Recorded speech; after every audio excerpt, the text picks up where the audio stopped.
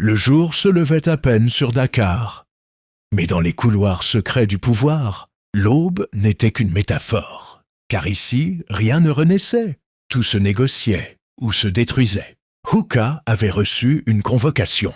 Pas un appel officiel. Un message glissé sous sa porte comme autrefois, dans les années noires. Un symbole, un rappel, une menace.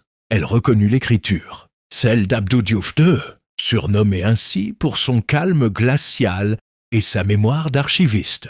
Il n'était pas un ministre, pas un juge, pas un soldat. Il était la mémoire. Et c'est à lui qu'on faisait appel quand un pion s'apprêtait à devenir roi. Tu as 24 heures. Soit tu nous aides à faire tomber Sonko, soit tu tombes avec lui. Pendant ce temps, Sonko, réfugié dans une vieille maison de Ziguinchor, organisait son dernier contre-feu. Autour de lui, les plus jeunes préparaient une émission pirate. Un live massif, diffusé sur tous les réseaux, dans toutes les langues. Il allait tout dire. Les documents volés par le colonel Babacar. Les transactions avec des multinationales pour piller Casamance. Les morts qu'on avait fait passer pour des accidents. Mais surtout, le rôle de Hooka. Car oui, il savait.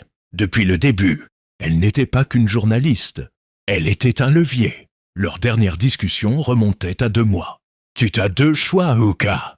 Trahir pour les sauver ou te taire pour rester digne. Mais un jour, il faudra que tu tranches avec ton propre silence.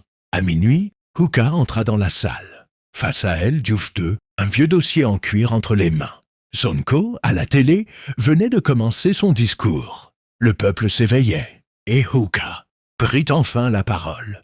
IGG était leur couteau, leur plume et leur bouclier. Mais cette fois, je serai leur tombe.